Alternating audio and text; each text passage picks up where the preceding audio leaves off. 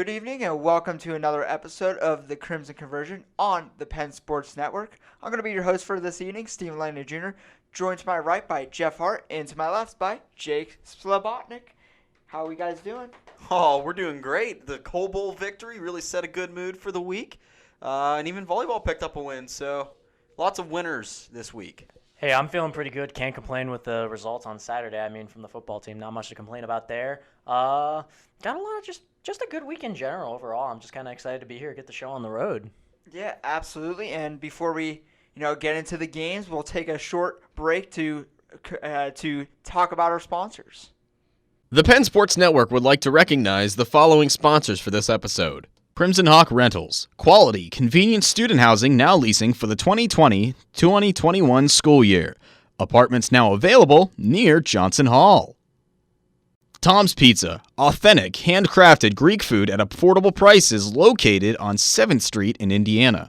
Winner of the 2014 IUP Pizza Fest, Tom's offers pickup, delivery, and/or catering options. Call and order today. Fast Time Screen Printing. From vehicle wraps to t-shirt designs, Fast Times has what you're looking for to make any event shine. Request a quote today at fasttimes.us or stop in at their location on the second level in the Hadley Union Building on the IUP campus. All right, and welcome back. Thank you to our sponsors for this video.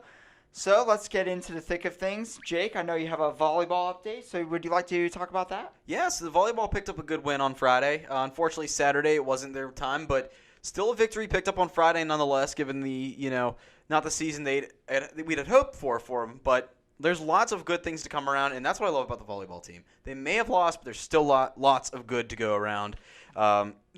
Against Westchester, who's one of the top teams in the PSAC, they took them to 5 sets by scores of 25-20 in the first, which IUP won. They lost the second set 25-18, lost the third 25-20, and then won it in sudden death in the fourth 27-25. Then picked up the fifth set victory 15-10, all because they carried some momentum into it. So they went on an early run, which led to a win over that. However, against Millersville, they dropped 3, but won 1 set. They won the opening one and then lost the last 3. So we can always see that the first set's really starting off good for them. Some good names and some good stats from this weekend. Against Westchester, Nicole Peterson, 20 kills in the game. And Jasmine Rowdis finding her groove finally, 9 kills, 3 blocks, and 1 ace. Then you jump over to the Millersville match. Peterson again highlighting 21 kills and 2 blocks. So in just 2 days, Nicole Peterson has racked over 40 kills in a match. And that's not an easy feat, folks. Then Brooke Little, who's also one of the rising stars, 14 kills, 3 blocks. Jaden Fuller now starting to find her groove. Didn't really see much of her in the early part of the season, but she's starting to find her momentum now, which is great. 6 kills, 3 blocks. And some new stat information to go around. We mentioned Nicole Peterson. She's a freshman, a rising star. 151 kills in the season already. And that's we're just getting to the middle part of the season. Caroline Walsh, who's really been not much attention's been shined in her. A 234 hit percentage, which is pretty good. I know the numbers. It doesn't seem really big, but it is. Leah Henderson, 12 aces, and Jasmine Rowdis with 8. We saw she's been on a hot streak as of lately throughout these matches. She's really starting to catch the defense off guard with these serve aces. And finally, Brooke Little, who's also a freshman we mentioned before, 99 kills, a 2.30 kill to set ratio, and then a 187 hit percentage. So the thing is that it just keeps the theme going that we're going to see a lot of young talent. It's a very young team for the volleyball team. It may not be the season we wanted, but they picked up a win against one of the top schools in the PSAC, which is Westchester, with such a young squad. The horizons look bright for them, and that's the good thing, especially when you have 2 freshmen in your one of the top 2 statistical categories. It's looking great for them. Absolutely. It's nice to see the volleyball team back in the win column. I know they had a little bit of a rough start to the season, but like you said, there's still plenty of season to go. So a lot of conference matches to play, and hopefully good things are happening for this team, and best of luck to them. Absolutely. And if you want to catch any recaps, look at the Penn.org in the sports section after every match. Check out a write-up. Absolutely. Jeff, do you have any updates for us? Well, yeah, Steven, actually, field hockey, they actually have had some bright spots despite their most recent loss against Millersville. They took a win against Slippery Rock about a week and a half ago, took that game pretty well, obviously great against another PSAC rival. They faced Millersville on Saturday. They did lose, however, Millersville is one of the best teams in the country. Actually, they are the best. 9-1 on the season. They are a tough opponent, and IUP only lost 1-0. It was a tough defensive game. They allowed 12 shots on goal from Millersville, but that's impressive to me that they allowed 12 shots on goal and they still only allowed them to score one. And the thing is, the thing I've really noticed with this team is I haven't seen them get their offense going as well. They've had a harder time getting their shot going. I know Blaze Guccini, she got a couple shots on goal, and just that's the one thing I've noticed. They have a hard time getting offensive momentum going. I noticed they're playing very defensive and very conservatively against their opponents. I give them credit for holding Millersville against that. So I guess they're kind of on an upside from that 4-game losing skid that they had. They broke it against Slippery Rock, which was awesome. And to be quite honest, against Millersville, I take it as a good thing. I mean, you go up against a team that was 8-1 at the time, and you limit them to 1 goal on the day, that's a bright point for this squad, and I think it's going to help their confidence level going up. I think they're a very stout defensive team, but they just need to get a little more chemistry going, and I need to see a little bit more from them on the offensive side of things.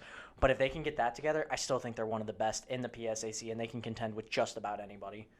Absolutely. I know the field hockey team, they started out strong, had a little bit of a slide. Started out 4-0 and then lost 4 in a row. So yeah, but once again, another team that is, looking a lot better than they were last year. Already more wins, I believe, than last year. Yep. So, I think it's a solid season. As long as you're able to keep on improving onto what you did from last season, I think you've had a pretty good season. The step, they've climbed way further than they had hoped from last year, and they're a very talented squad, and I think there's still untapped potential there. I think they have plenty of room to improve, and they are a stellar squad, and I think the more we see this season, the more we're going to see them start to gel and vibe more on offenses later on in the season. Absolutely. I just have a bit of a cross-country update. So the men's and women's cross-country teams competed in the Paul Short run at Lehigh University this weekend. The men's team actually finished 29th, but overall they were the 6th best team in Division II, led by Sam Lins, Justin Jones, and Nathan Skiddy. And they moved into 3rd in the regional rankings after that race. And on the women's side, they had a fantastic run, finishing 13th place and this was a race that included all sorts of divisions, Division I, Division II, and Division III. So solid performance by them. But the most important thing is that they finished 2nd amongst Division II teams, only behind Kutztown, and leading the way, of course, Paige Wess, who is a freshman. Jake, went to high school with her. She finished 41st in that race, and Brianna Herr finished 51st in that race as well. So, and then the team also moved into 9th place in the regional rankings. So both the men's and women's team now into the rankings, and looking solid for them as we near the PSAC championships. And best of luck to those teams, and hopefully they're able to at least compete for, if not get to a national championship type race. But anything else you guys have as far as sports before we get into football? No, nope. Ready to hop right into football. Talk yeah. about that big win in the Coal Bowl, baby. All right, yeah. So this past Saturday was the 11th annual Coal Bowl. The Crimson Hawks taking the victory 17-6. And guys, it wasn't a very high-scoring first half, but I mean, the Crimson Hawks came out with the victory, and that's what matters the most. I mean, I'll redact my previous statement I made last week, my bold prediction that we would easily win by 3 possessions, although I still feel good knowing that we took away the W. I know that this squad is incredibly talented. Cal U obviously had a great run defense. They did a good job. Best in the nation going into the game. Great run defense. They did a good job neutralizing that and kind of limiting us in the first half. But the thing I love is, guys, I want to put the whole world on notice if it hasn't been already. Dwayne Brown. I mean, we're seeing just something I've never seen before. This man has dominated every single week. I believe this is now the 4th. I think every game he's had multiple touchdowns. Every single game. Yeah, he has now 12 on the season, which is at least top 3 in Division II. Well, and he was just named PSAC Athlete of the Week this week. IUP Athlete of the Week. Again. I mean, think about it. When you're making that a normal thing, I mean, my God. I mean, This It's is unreal. actually the fourth consecutive week that a Crimson Hawk has been in the PSAC Player of the Week. I mean, it's just unreal that no matter what, like, guys, we might have to make an argument for PSAC Player of the Year at this point if he keeps playing like this. If not comeback player of the year, just because he didn't do much last year, and he's now one of the top threats in the PSAC. He emerged onto the scene, and he's not even playing at his original position. He's playing at a position he wasn't even going into the year at. He's a sophomore. He's a sophomore. Oh, We talked about last week. The team's set for years to come now. Yeah, absolutely. I mean, look at their running backs. I mean, now granted, they did have a big injury. Justice Evans did go down. It looked like a shoulder injury. He had his arm in a sling coming into the second half. So I don't know what his injury update is going to be for this week, but they still have great running backs behind him. I mean, Samir Bullock and Malik Anderson. And prayers out to Justice, obviously. Absolutely. Yeah. Quick recovery, man. Please don't rush. We want your health. That's the most important part. But like you said, I mean, Tyler Balega on top of that. I mean, and even if they had to, that you could put Dwayne Brown, see what he did. I doubt it at this point, because why would you move him from a position he's succeeding so well at? But there's so much depth at that position that I think we don't have to rush his return on that. Absolutely. Oh, no, I wouldn't rush his return either. We have enough depth, and that's what Steve always talked about when the season started. We have the depth. We have too much depth, actually. So we definitely have, we know where to fill the gaps if we need to, but not just highlighting the offense. I got to highlight the defense a little bit. We held, if I can get the notes out, we held Cal U to 95 passing yards, 230 total yards. That is fantastic considering they have one of the top offenses in the PSAC. Nazir Streeter, 11 tackles, his season high. He's doing well for himself. Came back after having a injury from the last 2 weeks. Surprise injury too. Came back and absolutely lit it up. Well, go ahead, Jake. I was just going to say one more big contributor to IUP was their efficiency on third down. 6 of 13. That is when crunch time really happens, and that's when you need to make a break a play. If you're making great progress on the field, that's when to keep the momentum rolling, and they did that. 6 for 13 again, and they held Cal U just 4 times. That's astounding. That's amazing for this team. If you weren't going to bring it up, I was. That is the biggest thing for me. We limited Cal U to 6 points. I mean, obviously, when you look at 17 points, no one's going, oh, wow, that prolific offense. But against a defense like Cal, which is number 1 and ranked against the run, that's impressive because they're so good at neutralizing that part of the offensive side of the ball. Yeah. But my thing is, when looking, it's that secondary. Like Shaq Jones, I swear, was in on almost every play, just getting his hands in there, deflecting. I mean, our coverage is phenomenal. I mean, Nick Amendola, probably the inarguable leader of that defense in there, one of the more veteran seasoned players, and just they all do such a great job in that secondary. I mean, don't get me wrong, we're strong in almost every position, and I don't mean to sound like a homer when I say that, but I mean, it's obvious in the result, but that's secondary to me. I look at that. I mean, J.R. Stevens, Shaq Jones, Nick Amendola, you have all these guys that are just phenomenal at what they do, and I was just very impressed by what I saw. I think the one group of men I was impressed with the most was the defensive line. Yeah, Cal U came into the game only allowing less than a sack a game.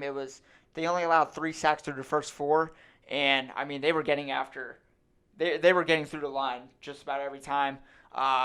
Their rushing attack for Cal U, they had a couple big runs, but that's what you're going to expect in a football game. But most of the time, they were holding them to limited amount of yards. And, I mean, they did give up over 100 yards rushing, but at the same time, they didn't allow many passing yards. Oh, no, they only allowed 95. I mean, that's under 100. That's fantastic. Yeah, and I mean, when you look up, that kind of makes up for that on the when they did allow over 100 yards rushing, but you allowed less than 100 on the passing side. And that's why I was so impressed with the secondary. I was just kind of like, Cal can't get the air attack going. They had completely neutralized that side of the offensive game, and I was just so impressed by that. The one thing I like to mention also is that George P. Miller Stadium had over 4,000 people. I think it was like 4,300 people were at that game when I checked the other day at the attendance, but I mean that place was packed. Yeah, and the mill only seats what, 5,000 people? 5,000 is the including limit. Hills, and that's not even that's like including the immediate area around the mill. And it's great to see that because last year when you looked at the mill and how the team was doing, games weren't as nearly as packed as they should have been because IUP has such a strong athletics program and a lot of their. In most of their programs, we have devote enough resources to have very respectable squads, even if they're not necessarily making the playoffs. It's good solid performances you're going to see from most any IUP squad. And to me, it's great to see it. It's nice to see so many fans go to the games, especially when you're, doing as well as you are now. Because 2 years ago, I didn't really see nearly the amount of fans. I mean, 4,000, you might be able to get 2, maybe 3 games in before you reach that number 2 years ago, and that's when they went to a national semifinal. So to see that amount of fan base, that strong fan base, I think that really factors in. And we even saw that if there was a call against IUP that the fans didn't like, they were booing the refs. Yeah, it got very They hostile. were vocal, and I like that. I like that atmosphere, especially at such a small college like IUP. When you get the fans booing at a bad call, that's fantastic.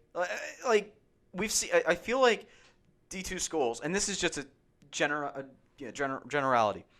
You go to a D2 school, a lot of the fans are just quiet because it's not D1. It's not the D1 atmosphere, but you come to IUP and you heard the fans' response. And here's the thing: Cal U had a fantastic presence too, so it was both sides. Mm-hmm. There was fantastic presence on both sides, and they were all vocal. Well, that's what brought in the in-game atmosphere really to life. And let's give credit where credit's due to the new athletic director, Todd Gazzarelli. I mean, implementing the new plan with the tailgating and also just advocating for the team and getting it out there and just trying to say, hey, let's go and support this squad. They can compete with the best of them, and they're showing everyone that right now. Yeah, well, I mean, moving on, we have a huge game this week. IUP comes into the week ranked 16th, Slippery Rock ranked 9th, and this game is going to be on WIUP FM, broadcasted by the three of us. It's a 2 o'clock start, so tune in. That is 90.5 WIUP. 90.5? 90.1 WIUP FM. I'm sorry. It'll be on the graphic that's posted right here, or you can find it on WIPFM.org or the TuneIn Radio app. Absolutely. 90.5. We will be broadcasting that game, but I mean, where are you guys looking forward to as we travel to Slippery Rock? I'm looking forward to the defense. I want to see how they bring into this game. They held Cal U in the first half to only 3 points. You're coming in against Slippery Rock that is one of the most juggernaut offenses, let alone, I can't even just say in D2, in the whole NCAA. And I want to see how they stop Roland Rivers. He is the biggest threat to that team. He leads the rushing and the passing column. He's 106 for 141, 2 interceptions, 23 touchdowns. He's got an efficiency rating of 222.7 on top of 50 rushes, 286 rushing yards, and 4 touchdowns on the ground. If they can stop Roland Rivers, they're going to have a great day at the office. But at the same time, you also got to limit production to Jermaine Wynn. 31 catches, 529 yards, 7 TDs. And on the defensive side, you got to get past Brad Zephram. Quentin Maxwell, he started out slow in the game against Cal U. He cannot do that this week. Roland Rivers is the number 1 quarterback in Division II, in my opinion. I mean, 23 passing touchdowns. I'm almost positive that is the most in Division II. And I know he's well up there in passing yards as well. I really think this is going to be an offense week. Last week it was about the defense. I don't know how you stop Roland Rivers. I know IUP's defense is great and it's prolific, but there's nothing more I can say that you guys already haven't. 23 touchdowns, leading in both passing and rushing. His efficiency as a quarterback, I mean, just unquestionable. And you know what? I actually think IUP, if they wanted to throw everything off, I'd play Jalen Reese in the first half and Quentin Maxwell to end the second half. Not because I think Jalen Reese is better by any means. I'm not trying to get into a quarterback controversy, but you need to show Slippery Rock something they're not ready for. Because Slippery Rock, they're a program that is going to do their homework, and they have the talent to back up their coaching and their preparation. They're not just some school that you can out-talent. Like we saw that in our earlier matchups. IUP could simply just out-talent them. They didn't really have to get as technical because from a roster perspective, we are just latently filled with talent. But when you're going up against a school like that, you need to do things to throw them off. So I'm not trying – and I feel like that would be a good way to mix it up. And Jalen Reese is a little more – likes to run a little bit more, a little more athletic, throws their defense off a little bit. They're game planning against Quentin Maxwell, who's pocket passer, likes to beat you with his arm rather than his legs. So if we presented something like that, I feel like that would be very beneficial for us. And not only that, just if Quentin Maxwell, like you said, we cannot afford for him to have a slow start. Like this is a game where if you're down by a touchdown early, that could mean the difference for the game. And that's why, and before we move on, this is why there's another key point to the game. If you win the coin toss at the beginning, defer to the second half. You need that second half edge. You need to come in with the ball in your hands, because if you can hold them to 7 points at the half, let alone they're up by 7 or down by 7, the ball's in your court because you can either tie it or extend the lead. You need to defer to the second half. And if you're talking about throwing things for a loop, start Malik Anderson at running back. Because if Justice Evans isn't going to be 100%, Malik Anderson was the top running back for IUP last week. He has the hot wire right now. You need to put him in. Let him tear apart that defense. Well, and I completely agree with that, Jake. I was actually thinking something similar to that. I would use Malik Anderson as their primary rusher and use Samir Bullock as sort of like their third and short, or rather more as their receiving back, kind of like what we saw from the Atlanta Falcons a couple years ago. They put the heavy load on Devontae Freeman, but then had Tevin Coleman as kind of like their bailout guy to kind of give him some rest. I feel like Samir would be really effective in that kind of sort of set. And Malik Anderson's motor is just constant. Oh, yeah. He has speed. He can keep going. And we knew that Malik Anderson was more of a 1st and 10 sort of guy, whereas I almost said Chris Temple, where Samir Bullock is your 3rd and short, 2nd and short. He can power through for that first down, power through the goal line for easy points. Malik Anderson can get you extensive rushes. Now, we're not trying to, don't use Justice Evans. We're saying if he's not 100%. Absolutely. This is all contingent on Justice Evans' health. We're factoring in that he will be limited on the amount of snaps that he has if he's healthy. Because one big hit to the shoulder, he's done. The ball will be fumbled. He's gonna be on the ground. Use him sparingly, and if you choose not to use him, Malik Anderson is running back 1, and Samir Bullock as your power back. I genuinely think this coaching staff has enough faith in their running backs simply from the sample size we have been given this season. All of them have seen playing time and have proven that, hey, we can give you valuable minutes, especially Malik Anderson even last week. So, and Samir Bullock has nothing he needs to prove. He showed us this season and last season that he's capable. So if they put in Justice Evans and his health is in question, that would be a really big question mark for me as to how strongly do we feel about our running back core. But I don't think the coaches feel that way. I'm also excited to see how our defensive line handles. If you ask me, they remind me of the Steel Curtain a little bit because nothing gets past them. They get in the backfield with ease. There's just so many big men that are able to just plow through. I mean, you have Tillman, but then you also have Shockley. You have Mitchell, DeJour Fisher, Mitchell. And that's the thing. They interchange Fisher and Mitchell like hot, the hot potato. They have a lot of options. They can keep their guys fresh too. I forget which game it was, but that defensive line had 7 sacks. Think about that in one game, 7 sacks. Goodness. Yeah, it's quite impressive. I mean, I think the one thing I'm looking forward to is seeing how they game plan against Roland Rivers. I mean, we're talking about two of the best offenses in Division II because both of them, came into last week averaging over 50 points per game. They were 1-2 in points per game. With the lower scoring game that IUP had, I can't imagine they dropped too far down.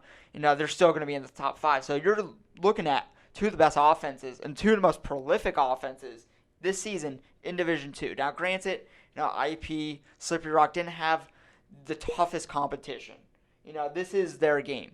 This is kind of like their PSAC championship game because I have a strong feeling that whoever wins this game is going to that PSAC championship game. Without question, and to me, Steve, this is more or less saying which team is going to go farther this season. To be perfectly frank, this is saying which one of us is going to go deep in the playoffs and which one of us is going to either struggle to get in or eventually be stopped by the other. I really think that's it because I think both of these programs are top at what they do. I mean, year in and year out, they religiously are respectable programs and they put up elite production. Absolutely. Should we do some way too early predictions? Or like hawk takes or something like that for the game? Yeah, we'll do hawk takes for the game. Jake, you'll go first. All right. I'm going to say, starting things off, I say the final point differential is going to be 7 points.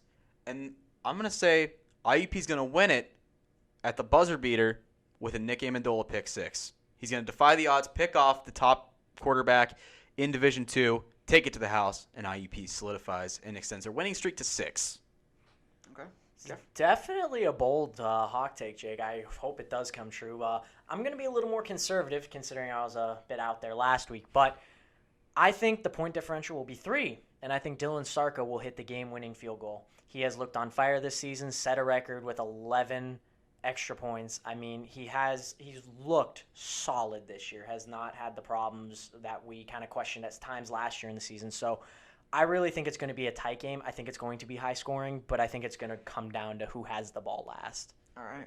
Steve? I'm not going to say it's not a huge hot take, but I'm going to say that the over-under as far as points are scored is going to be over 100. I think there's going to be over 100 points scored in this game. All right. I don't think there's going to be much defense played. Now, not to say that their defenses are going to be bad. Their offenses are just that prolific. Yeah, that's exactly it. Their offenses are just too good for them not to score over 100 points. Yeah. But as we wind down to this end of this episode, I just have a special announcement that new things are going to be coming to TPSN soon. So there's going to be a lot of new content, a lot of new surprises, and just a lot of new stuff happening. I'm very excited. I hope you guys are excited. But until then, you'll just have to wait and see what we have planned. But that will just about do it from us here at the Penn Sports Network. From your host, Stephen Langdon Jr., Jeff Hart, and Jake Slobotnik. We'll see you guys next week.